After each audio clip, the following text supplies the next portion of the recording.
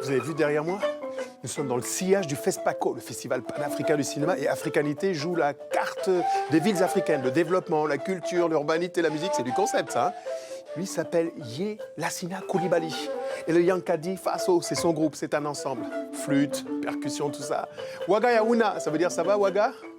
Ça va être super, ça va être super.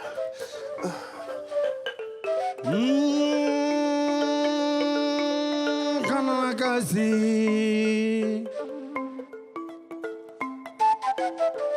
Naluyo Kanakazi.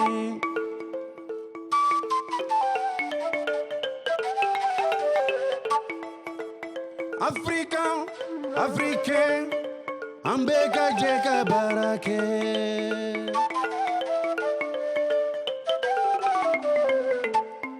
Kasikumase Ijoyorolo.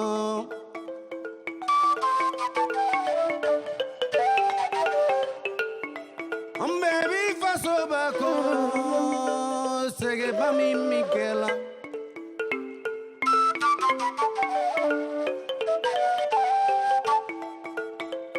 Faso Denu yo I Willy Ambeka Jeka for Bali Mandenu yo I Willy Ambeka Jeka for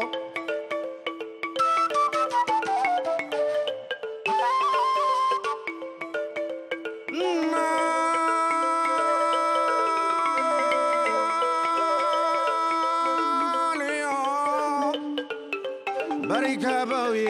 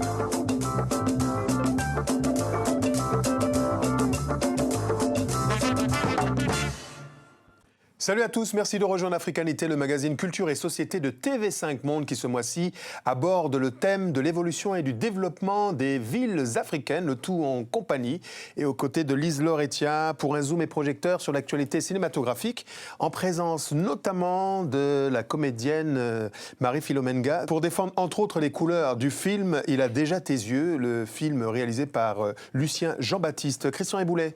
Plus de secrets pour l'actualité littéraire avec vous, au sommaire notamment une totale immersion au cœur des entrailles d'un peuple premier, les Pygmées.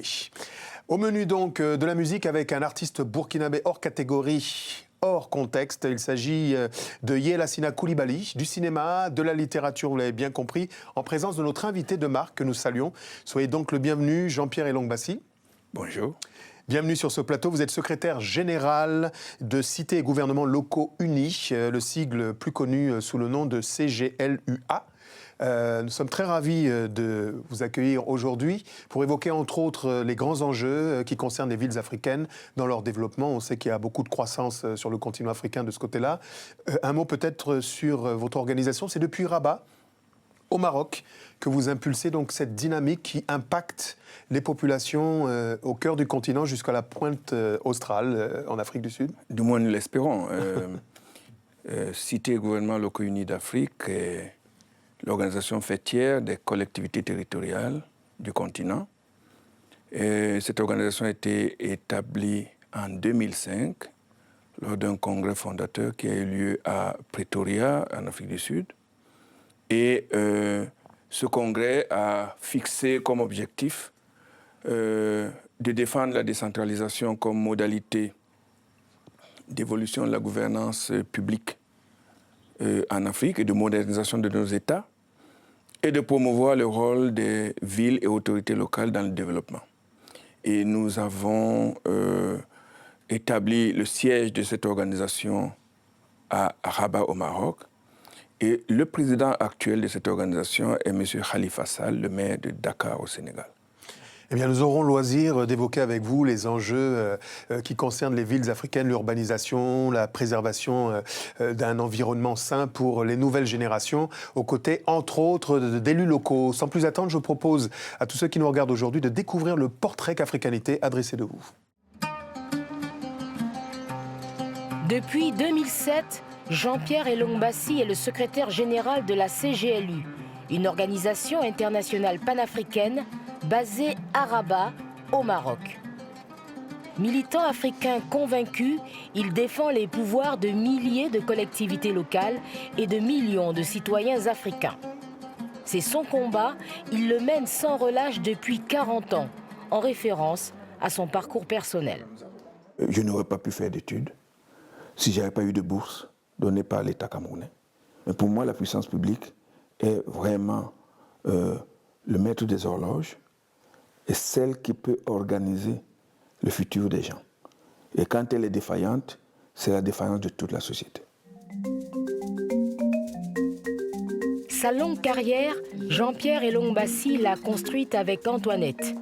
Ils se rencontrent sur le campus universitaire de Yaoundé. Elle est alors étudiante en médecine et c'est le coup de foudre. On se connaît depuis octobre 69. Donc, on a d'abord été amis, on a été petits copains, puis on a été fiancés, puis mariés. Dans les 3 ans, on s'est mariés en 72. Et donc, bon, c'est mon meilleur ami, c'est mon mari, c'est mon frère, c'est tout. Les deux tourtereaux émigrent ensuite en France. Après une spécialisation en urbanisme, Jean-Pierre obtient son premier poste grâce à Michel Gérard, un polytechnicien français. 8 ans plus tard, il intègre la Banque mondiale et s'engage dans une mission de restructuration des zones insalubres à Douala, sa ville natale. C'est l'occasion de retrouver à Bonateki, au quartier d'Aïdo, sa famille et ses amis d'enfance. C'est ici que tout a commencé. C'était notre jardin d'enfants en octobre 1953. Notre école était tout juste là aujourd'hui. Là où vous voyez la boîte de nuit, c'était tout juste dans cet endroit-là. Et dans cette école, il y avait donc une maîtresse qui était blanche et puis un monsieur qui s'appelait monsieur Michel, qui nous donnait de la discipline. Dans la famille Elongdamé, les parents ne badinent pas avec la discipline et l'éducation. Jean-Pierre est l'aîné des 7 enfants. Très vite, il s'érige en exemple. Bassi était un enfant calme. C'était un enfant humble. Il n'a jamais redoublé, à tel point que les gens me demandaient « Qu'est-ce que tu as fait pour que chaque année ton fils ne redouble pas et n'échoue à aucun examen ?» Moi je répondais « Demandez à Dieu, pas à moi. » J'ai connu Elongbassi, on était jeunes, on est entré en 6e, je crois que c'est le 29 septembre 1961 au lycée Leclerc. C'était le début de l'indépendance et je vous assure qu'on n'était pas peu fiers, nous, cette génération, d'être la poursuite de la formation des élites dans ce lycée Leclerc qui était un très grand lycée et qui avait une histoire très très glorieuse. Jean-Pierre gagne ainsi le respect de son entourage, mais les plus jeunes apprécient aussi son côté bon vivant. On dansait, le rock'n'roll, on tournait les fesses. Et comme nous, on ne savait pas baratiner les filles, c'est ça qui nous donnait notre force. Tu danses bien, tu as celle qui te plaît. Donc on a fait ça, je ne peux pas le cacher. Une enfance joyeuse dans un milieu modeste et surtout une époque riche d'enseignements. Avec Antoinette, sa femme, Jean-Pierre espère transmettre à ses 11 enfants et petits-enfants les valeurs humaines qui lui ont permis de se construire.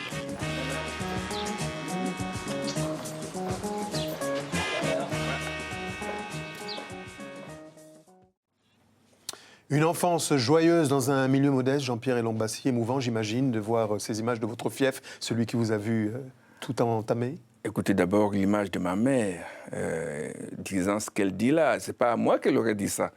Disant que j'étais un enfant pas turbulent, c'est parce qu'elle me disait. et c'est vrai que à ce moment-là,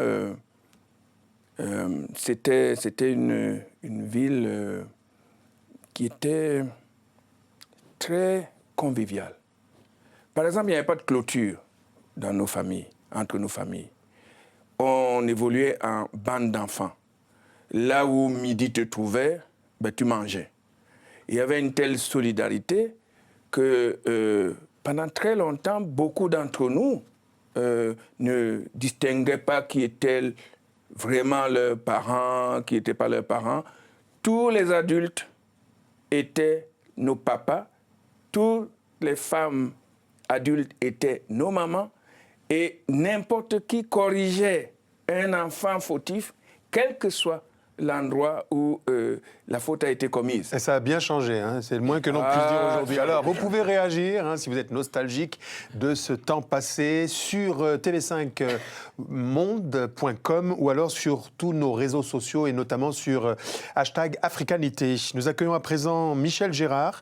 Soyez le bienvenu. Merci. Sur ce plateau, vous êtes ingénieur de l'École Polytechnique et des Ponts et Chaussées et premier employeur de Jean-Pierre Elong Bassi. Et c'est justement à Douala que vous avez connu pour la première fois le jeune Jean-Pierre, qui dit de vous aujourd'hui que vous êtes son mentor.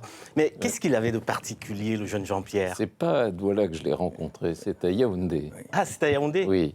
Il y avait à Yaoundé, au ministère du Plan, un jeune stagiaire qui s'appelait Jean-Pierre Elong Mbassi et dont j'entends dire le plus grand bien. Il avait passé son bachot avec mention très bien, il faisait de la géographie. Et à l'époque, moi-même, je m'occupais d'un instrument de la coopération française qui s'appelait le secrétariat des missions d'urbanisme et d'habitat. Et j'étais intéressé par des profils comme le sien. J'ai une conversation rapide avec lui, et tout de suite, je me rends compte que c'est un type extraordinaire. Et je lui dis, si tu viens à Paris, fais-moi signe. Et effectivement, il est donc venu à Paris. Et à ce moment-là, je lui ai proposé de faire un stage au secrétariat des missions d'urbanisme et d'habitat. Et il a été ensuite recruté par mon organisme pour encadrer des stages, tellement il avait bien réussi son stage lui-même. Alors, on va revenir au portrait. Dans ce portrait, il manque une figure, il manque votre père. Quel souvenir vous gardez de lui? Parce que lui, il est décédé en 92. Mon père, si vous voulez, c'est un peu... comme on dit, mon mur allemand. Enfin, la traduction Douala de... Et comment on le dit en Douala? Kobata Jaman. C'est là où tu t'adosses. Ouais. Et ce monsieur était... Son nom, c'est Elong. Et Elong, en Douala, ça veut dire l'intellectuel. Et il n'a pas volé. Parce que chaque fois qu'il y avait des choses qui n'allaient pas dans la famille, les gens venaient l'appeler et demandaient son conseil. Et généralement, il ne parlait pas beaucoup. Mais quand il parlait, c'était tellement intense et sensé que ça inspirait le respect. Je prends un exemple qui me... Je suis un peu... Plus tard dans la vie, j'étais un peu un étudiant turbulent. Enfin, c'est souvent qu'on m'amenait faire des explications dans les commissariats. Ce n'est pas ce que maman nous a dit. Non, mais quand j'étais élève, j'étais un très bon élève. Quand j'étais au lycée, j'étais relativement calme. Le lycée Leclerc, c'était un lycée où, d'abord, il faisait bon vivre. Mais quand on est arrivé à l'université, eh ben, c'est un âge où on se découvre. Et là, j'étais plutôt classé parmi les gens qui n'étaient pas toujours d'accord avec ce qui se faisait à l'université. Et donc, on régimbait, on se révoltait. Et un jour, après un trimestre passé à Yaoundé, je reviens à Douala. Et je lui dis, il me dit, oui, j'ai entendu que vous êtes un peu agité là à Yaoundé et que tu étais parmi ceux qui s'agitaient. Il dit, oui, mais les gens là, ils sont en train de vouloir nous faire des choses que nous ne pouvons pas accepter. Il dit, c'est très bien, mais attention, l'histoire appartient aux survivants. Et c'est ceux qui survivent qui racontent. Donc, arrange-toi pour survivre.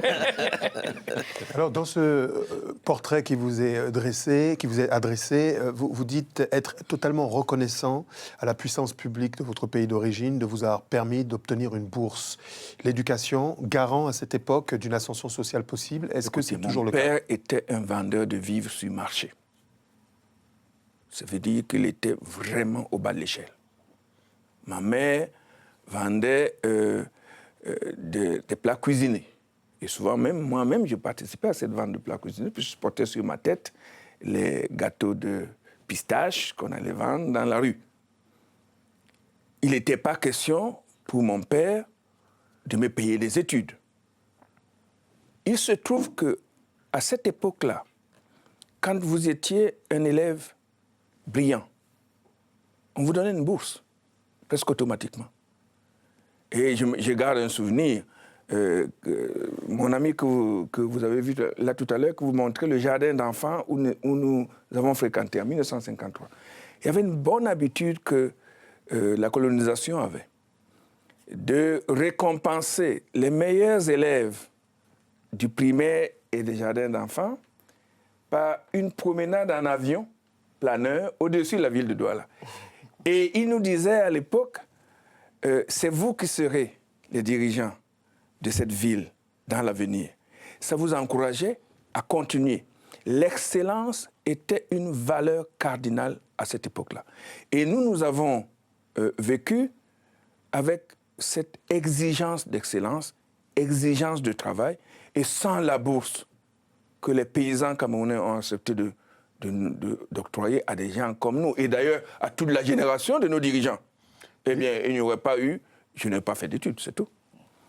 Alors, Michel Gérard, grâce à vous, notamment, Jean-Pierre Elong Bassi est devenu une référence en ce qui concerne les villes. Est-ce qu'il y aurait aujourd'hui un conseil que vous auriez encore à lui donner?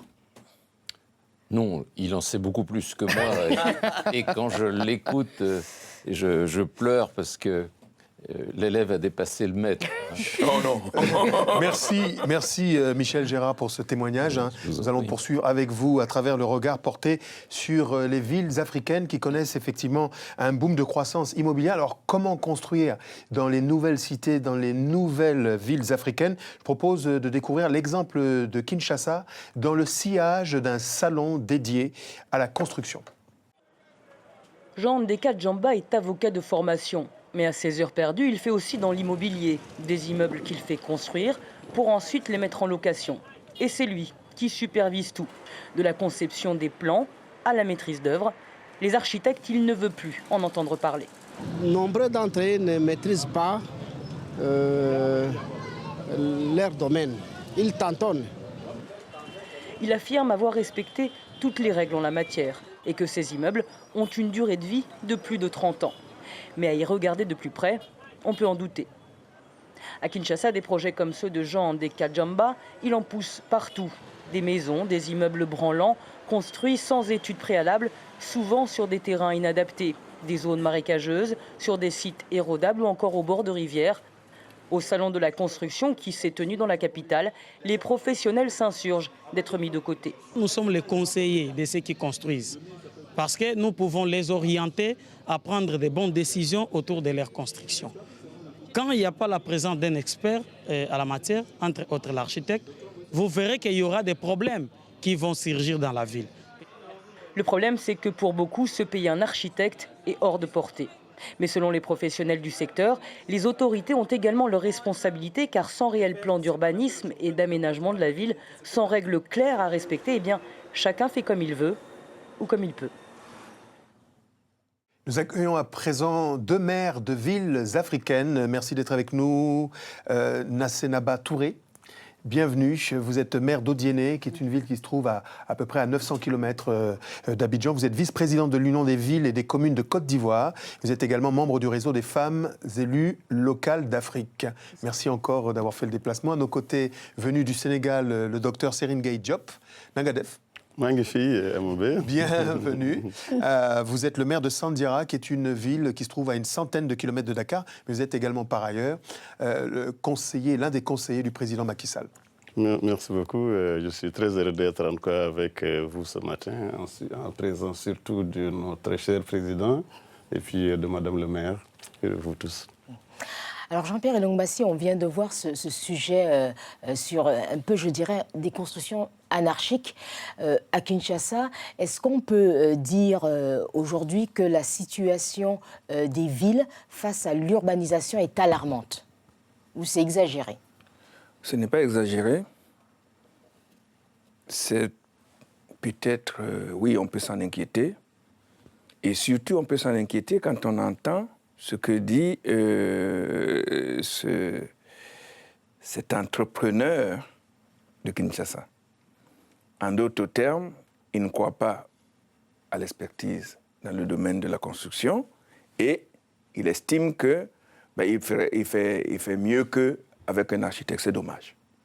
J'estime, moi, que malheureusement, la vitesse à laquelle les villes croissent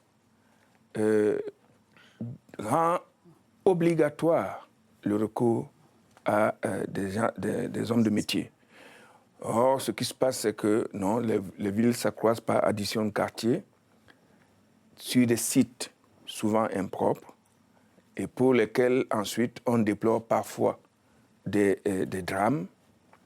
Et à ce moment-là, c'est à la puissance publique qu'on reproche de n'avoir pas fait son travail. Et je crois que les maires ici sont souvent victimes de décisions impropres de leurs concitoyens. Qui ne sont pas de leur ressort. Alors je me retourne vers vous, Madame le maire. Est-ce que, malgré le processus de décentralisation enclenché, est-ce que vous avez la capacité, la possibilité d'agir? Effectivement, comme vient de le dire M. Jean-Pierre Elongbassi, c'est ça la difficulté.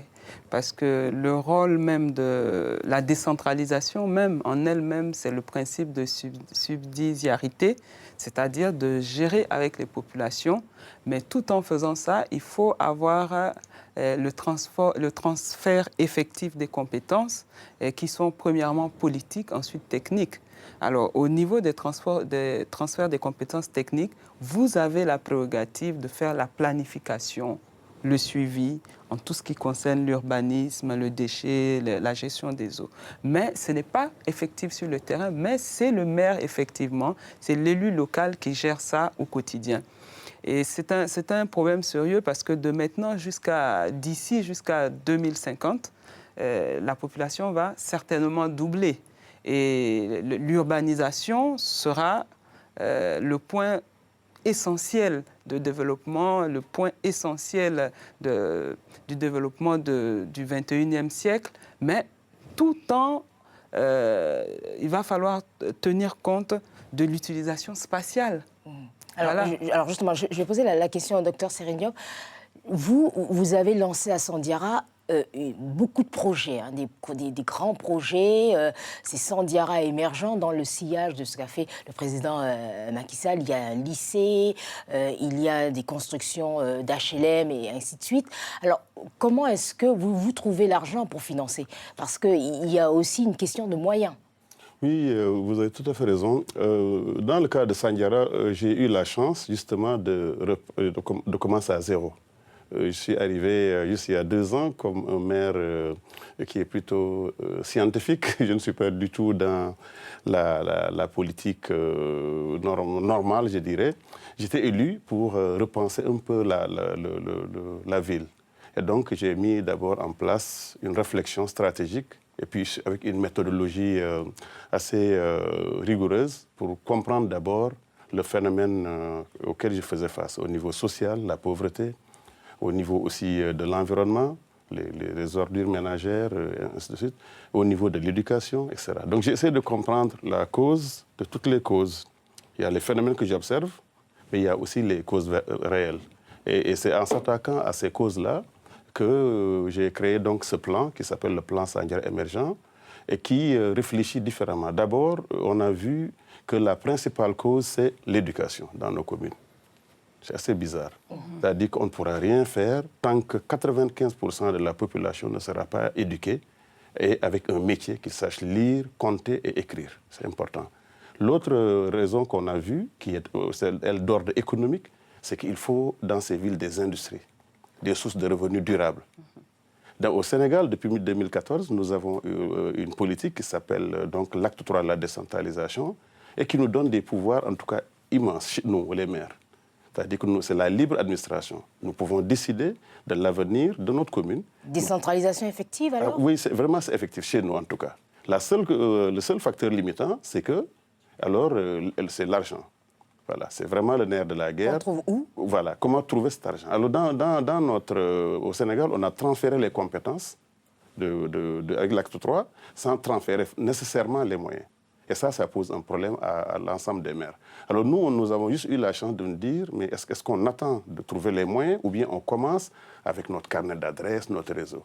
Et donc nous avons dit que nous allons d'abord investir dans l'industrie. Donc nous avons créé une zone industrielle de Sandiara sur 50 hectares qui peut abriter 30 entreprises qui vont maintenant payer des redevances industrielles. Donc c'est cette zone industrielle qui finance. Parce que vous avez un autre problème. Vous rencontrez la difficulté de la formation, non seulement des agents municipaux, pour accompagner cette décentralisation. Effectivement. Moi, je pense que la décentralisation, le fait que la communalisation est très jeune en Afrique subsaharienne, dans nos zones, la communalisation a eu lieu dans les années 80 pour la majorité des pays de la CEDEAO.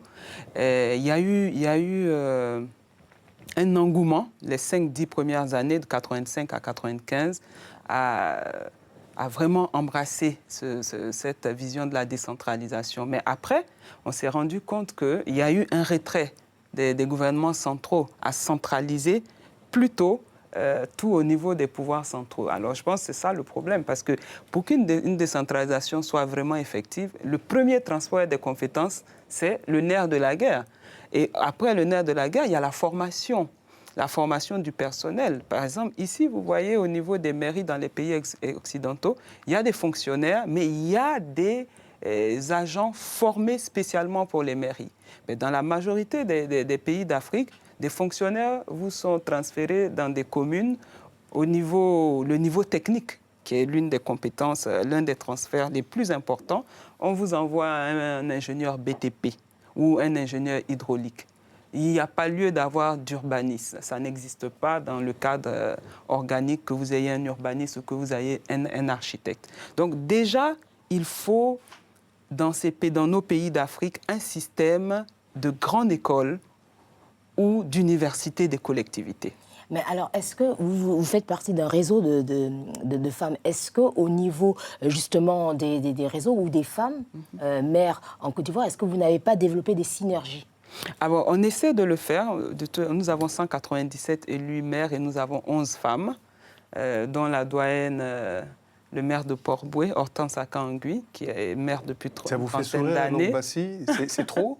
Vous voulez dire pas assez? Nous sommes pour la parité. Voilà. Donc c'est quand même abusé. 191... 197. C'est vraiment très faible. Oui, absolument. C'est vraiment très faible. Alors, on y vient. On y arrive. Petit à petit, on va y arriver. Alors, avec les femmes et le réseau du REFELA, c'est-à-dire les femmes élues d'Afrique présidées par notre aînée, la reine-mère de Baganté, mère de Baganté, Madame Cortés. On commence déjà à travailler sur la possibilité de voir comment on peut mettre un système de formation en place déjà pour les élus, les femmes maires et les conseillères municipales.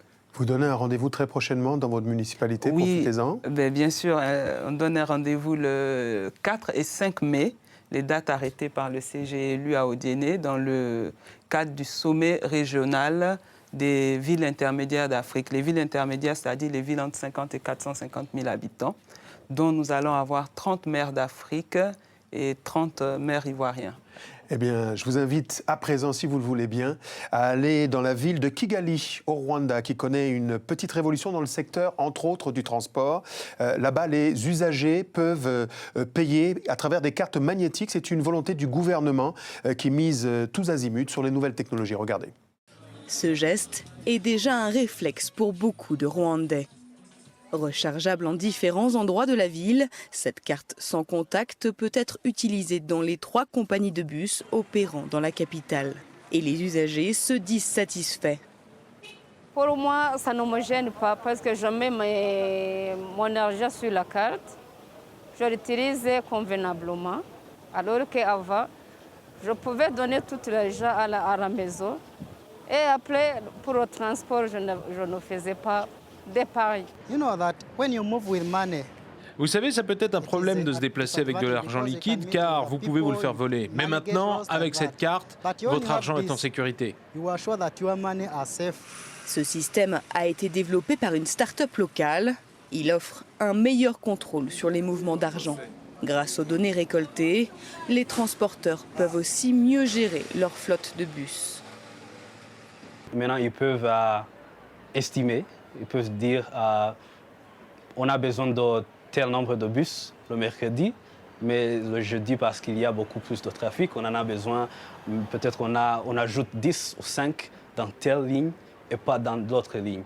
Les seuls à ne pas se réjouir de cette évolution technologique sont les convoyeurs, chargés de collecter l'argent des passagers. Hors caméra, tous s'inquiètent de la disparition programmée de leur profession. L'économie digitale s'accompagne de défis, parmi lesquels de possibles pertes d'emplois. Mais nous pensons que la transformation digitale de l'économie va créer de la croissance et donc de nouveaux emplois. Le paiement par carte magnétique devrait prochainement être déployé sur la totalité des lignes de la capitale avant d'être plus tard étendu à l'ensemble du pays. Voilà donc pour ces images de la ville de Kigali récemment décrétée, consacrée ville la plus propre du continent. Je me retourne vers vous, monsieur le maire de Sandiara. Sur quel modèle envisagez-vous le concept de ville du futur ? Oui, il faut innover. Je pense que les villes africaines, la solution que nous devons envisager ne peut venir que par justement l'innovation autour de ce que j'appelle l'industrialisation, autour du numérique, autour de plans d'occupation des sols. Et je crois qu'il faut d'abord créer une conscience citoyenne, il faut créer un niveau de développement intellectuel, éducatif très avancé d'abord. Et en plus de cela, il faut maintenant que ces villes puissent générer assez de ressources pour que les mairies, les communes puissent disposer de ressources endogènes. Que ces mairies ne comptent pas nécessairement sur l'État. Mais il y a aussi une question d'éducation du citoyen lambda. Dans nos villes, ce que j'ai vu en tout cas, c'est que nous devons envisager que ces citoyens, les femmes, les groupes des jeunes puissent aussi être éduqués autour du bien commun de la cité, autour du reboisement, autour de l'énergie, autour juste de gestes aussi simples que ramasser des poubelles, ramasser des papiers, éviter certaines. Alors le dernier volet qui me paraît très important, c'est la collaboration extérieure. Je pense que l'idée d'avoir des conseils au niveau africain, au niveau mondial, c'est très important pour partager justement des expériences différentes en matière de ville. Alors, Jean-Pierre Elongbassi, monsieur le maire parlait d'innovation. Pour vous, et d'industrialisation d'ailleurs, pour vous, la ville de demain en Afrique doit nécessairement être une ville durable. Mais c'est quoi une ville durable, exactement ? C'est une ville qui ne court pas vers sa perte. C'est-à-dire une ville qui n'emprunte pas à l'environnement plus que l'environnement ne peut recycler. Une ville qui n'établit pas l'injustice comme modalité de gestion, qui n'établit pas la rareté comme un élément de distinction. Mais qu'est-ce que vous pouvez faire ? On voit des villes, mettons les pieds dans le plat, où ça sent mauvais, où c'est sale. On ne généralise pas. Hein. C'est pas toutes les villes. Oui. Pour passer dans ta chambre, tu passes par la chambre du voisin. Il n'y a pas de plan d'urbanisme. Est-ce que vous avez un poids pour, en tant qu'organisation transcontinentale, pour peser sur des politiques locales communes des municipalités et des gouvernements ? Écoutez, quel est le maire qui est content de cette situation ? Vous connaissez des maires qui sont contents du fait que leur ville sent mauvais ? Non, certainement pas. Non, mais il y a du laxisme. Eh bien, écoutez, d'où vient-il le laxisme ? Vous savez, ce qu'il faut souligner, c'est que le futur de notre continent se joue dans les villes. Mais pas seulement le futur des gens qui habitent la ville, le futur de nos États. Parce que à partir du moment où on laisse faire, qu'on n'a aucune perspective de donner des moyens de contrôler l'occupation du sol, de faire en sorte que les gens s'installent dans l'ordre, de planifier. Les Anglais disent que if you fail to plan, you are planning to fail. Restons francophones.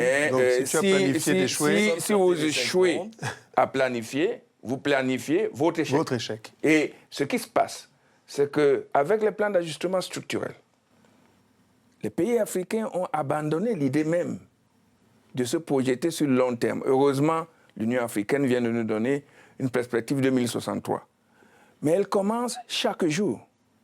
Déjà, un des cadeaux qu'on peut faire aux pauvres qui habitent une ville, c'est qu'ils s'installent dans des endroits où on ne va pas les déguerpir. Alors ça, c'est une réflexion que j'aimerais voir partagée avec vous. Si vous êtes dans les villes, dans les capitales, vous regardez cette émission, vous pouvez réagir, dire ce qui ne va pas. On sait qu'il y a des brigades de propreté dans certains quartiers, des initiatives citoyennes. Vous pouvez aller sur tv5monde.com et réagir notamment sur les réseaux sociaux, sur #Africanité, au moment où nous accueillons un nouvel invité. Il s'agit de Gustave Massia. Il est ingénieur des mines et économiste. Bienvenue sur ce plateau. Vous êtes également ancien professeur de l'école d'architecture de Paris et membre du conseil d'orientation du Forum social mondial et un compagnon de route de bien des luttes sur le continent africain. Merci. Alors, Gustave Massia Amoubé a mis les pieds dans le plat tout à l'heure. Oui. À votre avis, est-ce que les villes africaines tiennent suffisamment compte aujourd'hui des réalités sociologiques, culturelles, architecturales des populations locales? Bon, vous avez dit effectivement... quelle question on peut se poser par rapport au futur des villes africaines. Mais la question du futur, ce n'est pas ce qui va arriver. C'est qu'est-ce qu'on doit faire par rapport aux défis. Or, le défi, un des grands défis de l'Afrique, c'est que dans les 20 ans à venir, il va y avoir 400 millions de nouveaux urbains. Considérable. C'est considérable. Et donc, c'est un défi incroyable, incroyable. Donc, pour répondre aux besoins nés de cette population formidable, 400, parce que finalement, l'Afrique est le continent qui s'urbanise le plus vite, 3,5% par an. Donc, pour y répondre, on est obligé de travailler à toutes les échelles en même temps. On est obligé de travailler au niveau local, parce qu'il n'y aura pas de réponse qui ne soit pas locale. Et c'est au niveau local qu'on peut prendre en compte les besoins réels des populations et qu'on peut aussi mobiliser les populations pour répondre à leurs besoins. Mais évidemment, à l'échelle de 400 millions, le local n'est pas suffisant. Le national est nécessaire pour pouvoir donner les moyens de répondre au niveau des services publics. Parce qu'effectivement, ce qui est demandé du point de vue des habitants, c'est la question de l'accès. De l'accès à l'eau, de l'accès à l'énergie, de l'accès au transport, de l'accès aux télécommunications, de l'accès à l'éducation, de l'accès à la santé. Mais est-ce que ces villes qui sont confrontées à des difficultés économiques considérables peuvent fournir ces besoins de base à leur population? Non, elles ne peuvent pas les fournir d'abord sans les populations. Donc elles ne peuvent les fournir que si les populations ont confiance. Parce que les populations essayent toujours de répondre à leurs besoins en fonction des situations dans lesquelles elles sont. Et si elles n'ont pas confiance dans les pouvoirs, que ce soit le pouvoir local que le pouvoir national, eh bien, effectivement, elles se marginalisent, elles se mettent de côté et on n'a pas de solution. C'est très important ce qui vient d'être dit, monsieur le maire, par Gustave Massia. L'idée que s'il n'y a pas de réappropriation par les populations locales de la préoccupation centrale, il n'y a pas d'avancée possible. Vous avez vous-même dû faire face à des résistances en 2014. Comment est-ce qu'on les gère? Comment est-ce qu'on les jugule? En général, vous devez expliquer clairement là où vous voulez aller aux populations. Il faut d'abord commencer à réfléchir sur ce que les POS, le plan d'occupation des sols. Ce qu'on a fait chez nous. On a réfléchi sur d'ici 25 ans, où est-ce qu'on va mettre les écoles, les marchés, etc. Ensuite, il faut tout de suite également s'assurer que l'environnement, on a parlé tout à l'heure de ville durable, dans notre cas, nous avons tout de suite créé un service de ramassage des ordures. Nous avons d'ailleurs gagné le prix de la ville la plus propre il y a deux ans et essayé également de créer des brigades de quartier. On a par exemple 27 groupements dans notre ville qui s'occupent de la propreté, qui ne sont pas de la mairie. C'est des bonnes volontés qui essaient de... Excusez-moi, monsieur le maire, est-ce que votre posture n'est pas, quelque part, en opposition et en résonance avec la posture du politicien classique? Parce que vous n'êtes pas un homme politique classique. Vous venez de la science, vous êtes le seul noir à avoir dirigé une unité de recherche dans une multinationale Nestlé, pour ne pas la citer. Vous êtes rentré au pays, vous avez financé par vos deniers premiers une première école et vous avez développé d'autres choses. Est-ce que ce n'est pas le logiciel de l'homme politique africain au sens large qu'il faut d'abord réévaluer? Je suis convaincu qu'il faut de nouvelles méthodes, parce que les anciennes n'ont pas bien marché. Je suis convaincu qu'il faut bien savoir par quoi on commence. Et c'est là où j'aimerais en tout cas partager un peu cette expérience, parce que je me suis rendu compte qu'il faut faire en sorte que les villes soient riches. Alors justement, voilà. J'allais me tourner vers Voilà. Gustave Massia. Comment est-ce qu'on fait? On sait qu'aujourd'hui que la ville peut dynamiser la croissance. Comment on fait? Mais la ville dynamise la croissance. Le problème, c'est qu'est-ce qu'on fait de la croissance? L'Afrique est un des continents dans lequel la croissance économique est la plus forte. Mais effectivement, le problème, c'est, si vous regardez par exemple Davos cette année, a été obligé d'accepter l'idée que les inégalités étaient un des plus grands défis au niveau mondial. Et donc la question, c'est pas la croissance. La question, c'est comment, à partir de la croissance, on répond aux problèmes fondamentaux. Les problèmes fondamentaux... Et on fait comment alors pour y répondre? Eh bien... Concrètement? Oui, concrètement, on se dote d'un certain nombre d'échelons, et notamment, on essaye, avec la population, de construire des nouveaux pouvoirs. Et en partant du pouvoir local. Voilà, c'est ça le pari. Justement, je crois que Jean-Pierre Elong-Bassi a eu cette intuition. La création d'Africité, c'est-à-dire de la rencontre panafricaine des maires, il y a 15 000 municipalités en Afrique. Et bien, Jean-Pierre Elong-Bassi, est-ce que la solution, finalement, ce n'est pas que les Africains eux-mêmes imaginent la ville du futur? Mais qu'est-ce que vous croyez qu'ils font?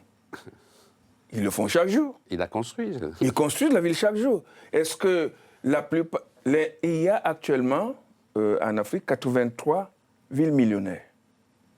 Et bien, dans ces villes millionnaires, il n'y a pas de plan de l'État qui a construit tout ça. Ce sont les populations qui, chaque jour, construisent ces villes. Et malheureusement, Gus mentionnait le fait que la confiance s'est effritée entre ces populations et leurs dirigeants. Et nous disons, nous, que le lieu où on peut reconstruire cette confiance, et ça dépasse de loin le niveau local, c'est la collectivité locale. Parce que c'est au niveau de la collectivité locale qu'on va faire émerger le nouvel homme politique de l'Afrique.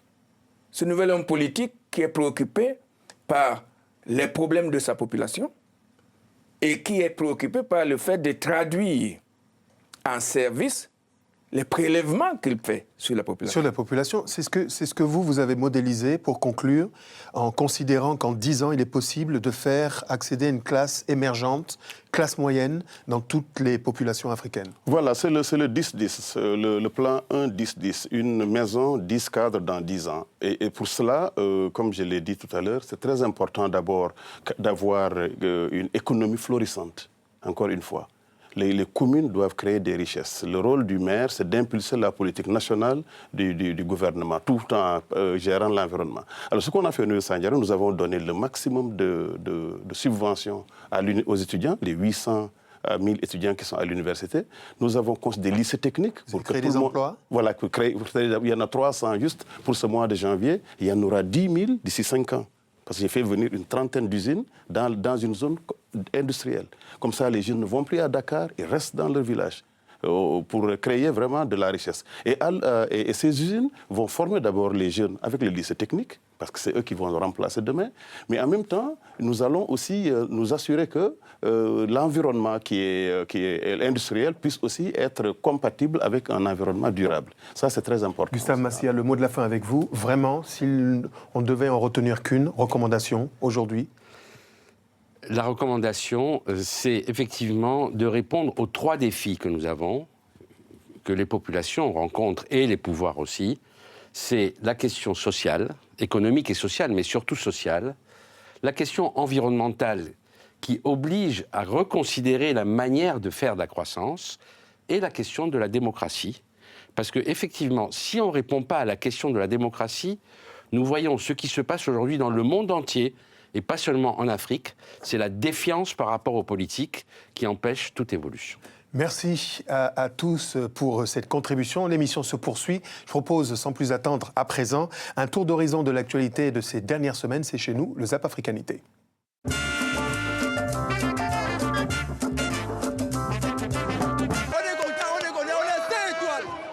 On a mis l'Égypte dans la sauce, la même manière qu'on a mis les Sénégalais, les Burkina, avec le Ghana. On est champion d'Afrique. Je me sens très mal depuis cet accident. Je ne peux plus jouer au football. Maintenant, je dépends beaucoup de ma mère.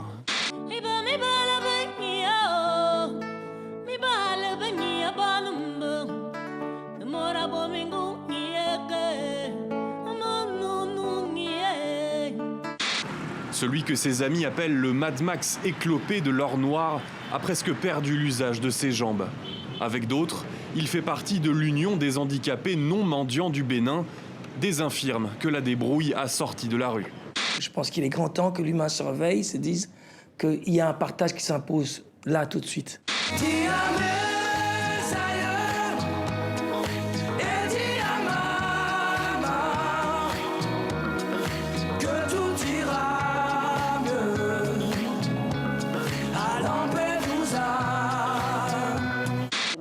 Nous avons passé les contrôles à l'aéroport de Khartoum et pris un vol pour Doha. Mais une fois arrivés là-bas, on nous a demandé de nous mettre de côté avec d'autres Soudanais, des Iraniens, des Irakiens et des Syriens.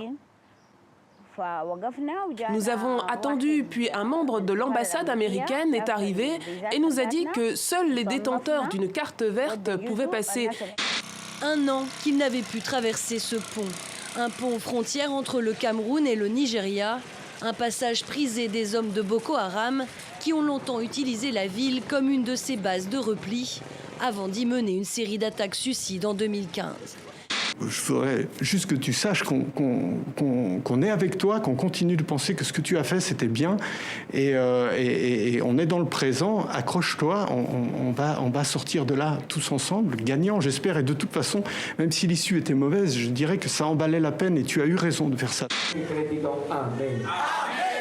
Il prie avec ferveur. Ici, en plein centre-ville, cette église ne désemplit pas.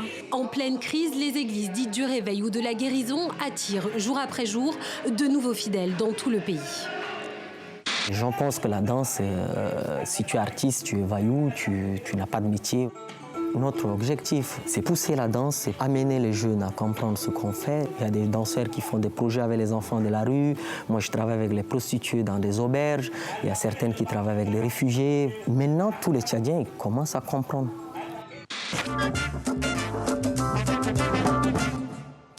Une actualité intense, c'est le Zap Africanité, à l'heure où nous accueillons une reine de la télévision, du théâtre et du cinéma, Marie-Philomène Nga. Soyez la bienvenue. Bonjour, merci. Qu'est-ce qui se passe? Vous êtes fatigué? On accueille une reine quand même avec quelques éclats, quelques ovations. Vous connaissez quoi? Est-ce que vous avez déjà fait connaissance? C'est la première fois? À travers l'écran. À travers l'écran. Ah, oui, on va en parler parce que Marie-Philomène Nga, c'est plus d'une vingtaine d'années de carrière à travers des téléfilms, du théâtre bien sûr, des démonstrations, des performances scéniques que vous avez jouées avec les plus grands réalisateurs, pour leur compte en tout cas, au hasard, Josiane Balasco, Albert Dupontel, Jamel Ben Salah, Were Were Liking, dont on reparlera certainement tout à l'heure. Quelques titres, Bernie, Navarro, ou encore Sexe, Gombo et Beurre Salé. Ça, c'est tout un programme. Je suis sûr que ça va vous intéresser. Alors, Marie-Philomène Nga triomphe actuellement à l'affiche du dernier film de Lucien Jean-Baptiste, Il a déjà des yeux. Oui, alors, il a déjà des yeux, c'est tout Non, ça. ses yeux. C'est sûr qu'il a déjà des yeux. Il a déjà tes yeux. Oui, les miens? Non, pas les tiens. D'accord. Ne me perturbe pas. Non. Alors, avec plus d'1 million de rentrées au box-office, c'est vraiment la comédie de ce début d'année avec une très très belle histoire. Alors, le film raconte, c'est l'histoire d'un couple noir qui, après plusieurs mois, reçoit donc l'agrément de l'aide sociale à l'enfance et décide d'adopter. Il va donc adopter un enfant. Tout va bien, le petit est beau, il est mignon, il est drôle. Seul problème, il est blanc. Alors, voilà, donc tout simplement, alors il y a certaines personnes le prennent un peu mal, notamment vous qui interprétez le rôle de sa grand-mère, Mamita, et on va tout de suite regarder la bande-annonce. Ça va pas, qu'est-ce qui t'arrive? J'ai reçu un coup de fil. C'était eux. Donc, le conseil de famille propose de vous confier un petit garçon. Nous sommes face à un cas assez particulier. Vous étiez plutôt ouvert. Je vous présente Benjamin. Ousmane, tu crois que j'ai fait assez? J'aurais dû faire un mafé. Bonjour, maman. Faut que je vous dise quelque chose. Ils t'ont donné un Congolais. Dis-moi juste que mon petit Lamine n'est pas un Congolais. Je t'ai dit qu'il s'appelait Benjamin, maman. Il s'appelle Lamine. Lamine comme le père de Ousmane, comme le grand-père de Ousmane et comme l'arrière-grand-père de Ousmane. C'est la tradition. La tradition même, ça dit. Bonjour. C'est quoi ça? C'est Benjamin, maman. Ah, Ousmane! Ousmane! En tout cas, il ne peut pas s'appeler Lamine. J'aurais dû faire une blanquette. Nous, on s'occupe des enfants, de leur trouver une famille adéquate. Pas de faire des expérimentations. La tradition, c'était quand même de donner un bébé noir à des blancs, quoi. Ils ont fumé quoi, la DAS? N'oubliez pas, j'ai hâte de rencontrer vos parents. Ça va être un peu compliqué, je pense, avec eux, là. François Hollande. C'est nous qui changeons le monde. La première famille Benetton. Alors, Benjamin. Oui. La maman n'a pas pu venir? C'est moi, la maman. Ah oui. Non, mais c'est parce qu'il est très mignon. Et puis, vous aussi. On y va. Voilà, c'est mieux. Et ensuite, ce sera à... Ce sera nous. Super. Super. Alors, tout le monde est vraiment mort de rire sur ce plateau. Il a déjà tes yeux, un bébé blanc adopté par une famille noire. Ça, c'est ce qu'on appelle l'intégration réussie. Vous avez vu le film? J'ai vu le film. Je dois dire que, oui, c'est renversant. Et la manière dont Madame Nga joue dans ce film est pour moi une révélation. C'est extraordinaire. Et vous m'avez fait pleurer. Vous m'avez fait pleurer, mais littéralement. Pleurer de rire? De rire et d'émotion. De rire et d'émotion. Voyez le film si vous ne l'avez pas vu. Alors, Marie-Philomène, on dirait vraiment que vous prenez un très grand plaisir, un malin plaisir même, à jouer le rôle de cette grand-mère noire, un tantinet rétrograde, avec un petit-fils noir. Est-ce que ça a été le cas? Un petit-fils blanc. Un petit-fils blanc. Tout le monde s'en mêle. Ah oui, je me suis amusée à jouer ce personnage, Mamita, c'est un rôle. Il faut dire que Lucien Jean-Baptiste a eu vraiment le génie de rassembler autour de ce film une équipe de techniciens et d'acteurs très talentueux. Aïssa Maïga qui joue ma fille, Bass Dem mon mari, Zabou Bretman, Vincent Elbas qui joue Manu, l'ami blanc. Oui, sous la direction de Lucien Jean-Baptiste, qui est lui-même acteur avant d'être réalisateur. Absolument. Et qui a donc su nous diriger. Je me suis amusée. Oui, sincèrement. Alors, beaucoup de gens nous disent, alors, elle joue très bien, mais on a le sentiment que dans ce cinéma français, on vous cantonne toujours à ce même rôle de la maman. Ah, le rôle de la maman, là, pour une fois, là, je suis une grand-mère. D'abord, la maman est une grand-mère. C'est vrai que j'aime l'idée d'être une mère, parce que j'en suis une dans la vie. Et on m'a vu très souvent dans les Madame Traoré, Madame Fatou. Je peux tout le temps m'appeler Philomène, par exemple, ou bien... mais ce n'est pas le fait de jouer seulement une mère, c'est surtout la maman qui a un fils dans une cité qui est un délinquant, qui est un dealer. Ce sont ces petits préjugés, ces clichés, c'est dans le cinéma français, mais petit à petit, les choses évoluent. Il ne faut pas seulement dire que les choses ne se font pas, il faut que nous fassions nous-mêmes les choses avancer. Il y a des scénaristes, des scénarios, il y a des producteurs qui osent maintenant faire confiance, par exemple, comme faire confiance à Lucien Jean-Baptiste, qui, dans son film, a des premiers rôles qui sont des noirs, disons-le. Mais Marie-Philomène, est-ce que cette évolution n'est pas trop lente? Elle est absolument lente, nous sommes tout à fait d'accord, mais vous savez, aux États-Unis, il y a très longtemps, eux, ils sont déjà bien en avance. Mais il n'en demeure pas moins qu'il y a quand même des petits soucis. Ici, en France, mais c'est vrai qu'il y a beaucoup à faire, mais elle est très, très lente. Mais Lentement, mais sûrement. Oui, absolument. Au Burkina, dans quelques jours, voilà, il y aura le Festival panafricain du cinéma et de la télévision donc de Ouagadougou. Quel est le regard que vous portez sur ce cinéma africain? C'est une plateforme très importante, une plateforme mondiale pour le cinéma et surtout pour le continent africain. J'aime cette idée que, par exemple, quand on parle de francophonie, anglophonie et autres, j'aime l'idée que qu'on dise nous ne sommes pas francophones et anglophones, nous sommes africophones, quoi. Donc, une plateforme comme celle-là, oui, absolument. D'ailleurs, le film Il a déjà tes yeux a été retenu pour passer dans une section spéciale panorama du cinéma africain de la diaspora. Donc, on en profite. Si vous êtes à Ouaga, allez-y faire un tour, regardez ce film, et parce que c'est là la condition de nos vies, un hommage rendu à un jeune cinéaste africain, parce qu'à l'échelle d'une vie, il était jeune, un cinéaste africain qui est Cheikh Fanta Madi Camara, qui est le plus connu des cinéastes guinéens, qui s'était rendu célèbre, on s'en souvient, en 2007, à travers son premier long métrage, Il va pleuvoir sur Conakry, qui avait été primé dans une vingtaine de festivals à travers le monde.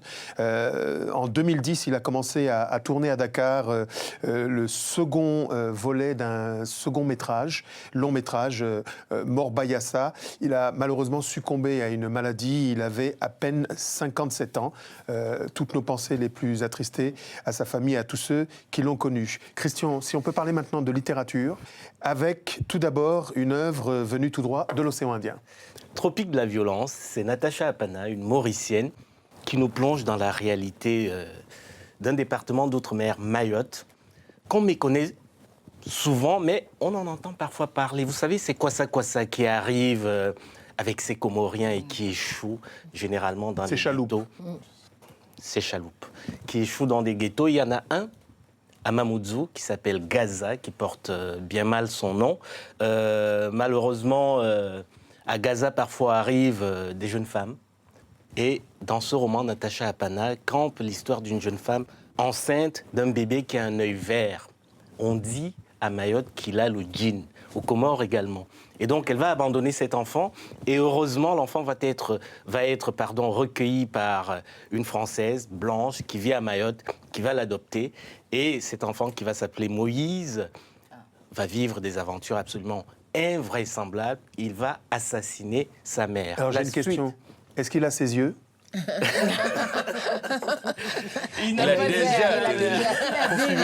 Poursuivez. En tout cas, c'est paru aux éditions. C'est paru aux éditions Gallimard. Magnifique livre à découvrir. De Natacha Apana. Un mot à présent, car vous nous entraînez sur les traces du peuple premier de la Terre, les Pygmées. Oui. Si mal nommé, ce mot qui est un mot absolument détestable. Vous l'aimez pas ce mot? Non, j'aime pas ce mot. D'ailleurs, au début, les Français disaient négri pour désigner ces populations, ces premiers habitants de la forêt, qu'on nomme aujourd'hui les Pygmées. Et avec ces aventures de Lou Kenzo, nous plongeons véritablement dans le bassin du Congo.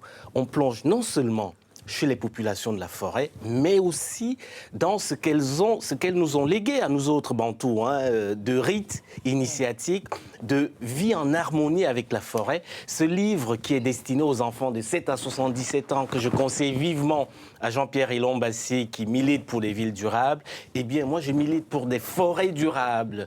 Il nous faut de la forêt dans ce bassin du Congo. Eh bien, plongez-vous dans les aventures de Lou Kenzo, dans la forêt du Congo, mais dans toutes les forêts d'Afrique centrale. Eh bien, nous irons alors du côté des musiques. Je vous propose d'aller faire une petite incursion en fief du Moronaba, du côté du Burkina Faso, avec Yé Lassina Koulibaly.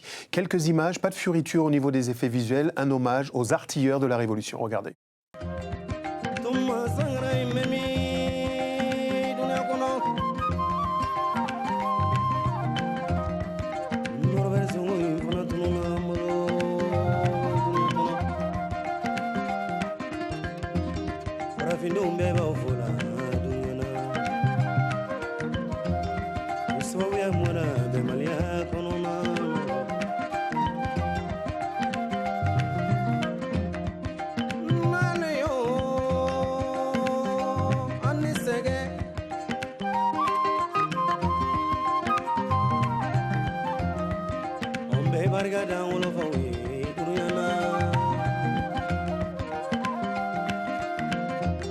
Banani lenge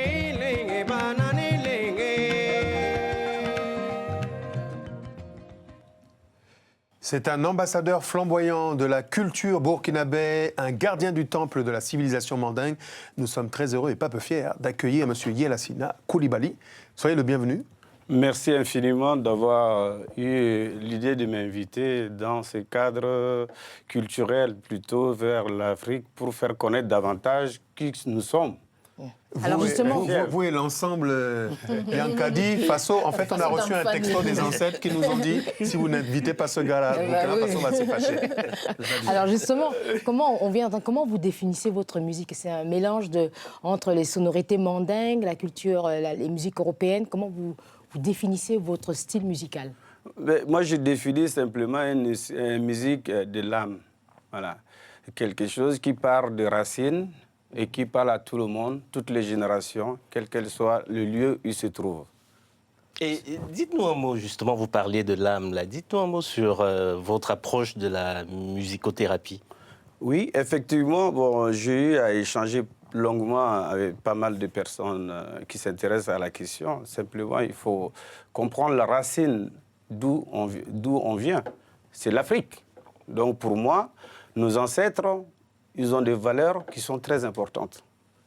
Parce que l'isolement d'un homme, c'est comme un rejet. Il est perdu. Et l'Occident a eu très tôt cette réflexion, a institutionnalisé des hôpitaux pour pouvoir récupérer. Et vous travaillez d'ailleurs dans un hôpital. Oui, dans un hôpital qui s'appelle Georges Sand, à Bourges. Et c'est depuis en 87. Mon frère, oui. Depuis Burkina Faso jusqu'à Bourges, en France profonde. Justement, Marie-Philomène Ga, vous avez créé une pièce musicale en 1996. Je crois, 10 ans plus tard, vous avez récidivé en Inde, toujours en matière musicale. Vous avez un vrai penchant pour la musique. Non, mais le lien, c'est avec le Burkina Faso, je crois, d'ailleurs. Oui, en 96, c'est vrai que j'ai créé un spectacle en résidence au Burkina Faso. Mise en espace de Dani Kouyaté, avec la direction musicale de Relema et les décors de Were Were King un peu. Oui, en Inde, oui, c'est vrai, en 2007, sous l'égide de l'ambassade de France à New Delhi. Il faut dire que l'Inde fait partie de ma géographie personnelle. Un tout petit peu, j'y vais depuis pas mal d'années et peut-être qu'ils ne le savaient pas, je suis un tout petit peu musicienne, mais mon instrument, c'est ma voix, donc chanteuse. Mon frère, il faut se détendre. voilà, tout simplement. Alors, ce qui est formidable, c'est que là, on parle de culture, de civilisation. L'architecture est dépositaire de nos âmes. La musique, c'est la philosophie. On parle du fief du Moronaba, le Burkina Faso. On peut rendre hommage aux femmes bâtisseuses, les tribus Kassena du Burkina Faso, si elles nous regardent, et dire que c'est pas parce qu'on est pauvre qu'on doit habiter des taudis. On voit des villes où, avec très peu, on fait de belles choses. Mais je crois que vraiment, ce que vous venez de dire est tellement important. Personne n'aime une situation où les hommes habitent dans l'indignité. Et on dit que avoir un toit est extrêmement important et avoir un toit sain prépare une tête saine. Et je crois que c'est très important de se préoccuper de la manière dont on habite. Et il y a toute une symbolique chez les Africains autour de la question de l'habiter. Et ce n'est pas pour rien que la plupart de nos civilisations, la femme est la gardienne du logis. Et à elle, on confie la conception même de là où on habite. Beaucoup de gens ignorent que chez les Fali du Nord Cameroun, mais même chez les populations du Burkina, beaucoup de femmes sont les gardiennes de la manière de construire. Et dans beaucoup de phénomènes d'initiation, les grandes prêtresses sont le dernier élément avant d'aller poser la première brique. Il faut l'inviter au Sénégal pour le prochain festival. Absolument. Donc vous allez nous parler, vous avez vu la transition transitive directe. Absolument, Africa Sénégal. Boc. Ñu dem léegi maintenant tout de suite rek. Dans le nord du Sénégal, Africa Boc, festival itinérant de cinéma que nous aimons beaucoup ici à TV5 Monde. Il va sillonner le nord du Sénégal, c'est du 17 mars au 8 avril prochain. Bruno Ventura, il fait un travail formidable après le Ciné Saloum. Là, c'est dans le nord du Sénégal, le long du fleuve Sénégal. Lise-Laure, on revient le long de la rive du fleuve qu'on appelle la Seine. Oui. Pour le Quai Branly. Oui, pour une exposition qui s'appelle l'Afrique des routes. Très belle exposition, très enrichissante, qui nous resitue un peu ce qu'était l'Afrique des origines jusqu'à aujourd'hui. Et j'aime bien parce que ça commence par une petite phrase qui dit « L'Afrique est bel et bien entrée dans l'histoire ». Donc, tout ça, on nous parle des royaumes, on nous parle de la contribution de l'Afrique à toutes les guerres, on reparle de l'immigration. Et cette exposition, c'est au musée du Quai Branly jusqu'au 12 novembre prochain. Si vous avez le temps, allez la voir. Merci Christian, un coup de cœur. Oui, un coup de cœur pour une téléspectatrice absolument incroyable, Vénitia Stelguino, qui nous écoute, qui nous regarde régulièrement depuis Johannesburg en Afrique du Sud. Une question. Oui. Est-ce qu'elle a vos yeux? Je pense plus celle de la reine-mère Marie-Philomène. Et donc Tropics Magazine et la page Facebook pour toutes les informations sur ce magazine, mode, style, beauté, etc. C'est à lire absolument, sans Tropics. modération. Tropics. Merci à toutes et à tous. Merci beaucoup. Comment on dit en fief du Moronaba? Merci. Pousse Barka. Pousse Barka. Wagayaouna, Barka Barka. Merci beaucoup. Bon FESPACO. Bonne continuation sur TV5 Monde. Bonne continuation pour enchanter les villes africaines et les gouvernements unis pour le mieux-être des populations. Bonne chance à vous, Marie-Philomène Ga. De nombreux projets, je le sais, en gestation. On termine en musique avec justement le grand ensemble Yankadi Faso aux côtés de Ye Lassina Koulibaly.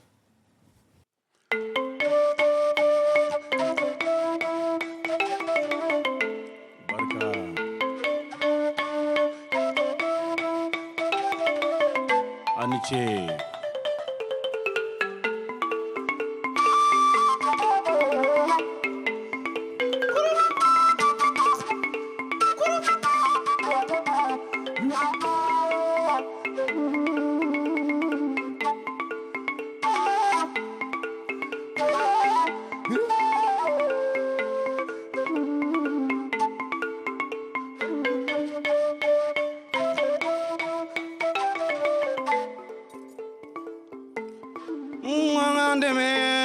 faso de nuño ay wili anga wili barala barale kanyi anyomanda ikera musoye ikera cheye ikera senekenaye idoke faso kuna olombe kame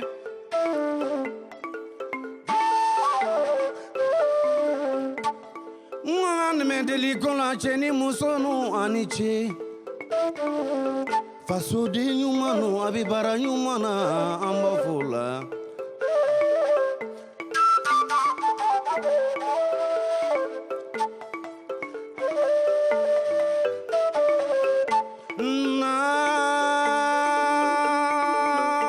nalu mfalu yo anibara makorodu yo take kama Ambade yu take kaba, sima yu take kaba, atolo anuye, mangankulu dabila, sebedu baralila, ngo baranyo madadu yana, nie tuwabu nyininga uyake, nie shino nyininga ulu yake, nie frafu nyininga ulu yake.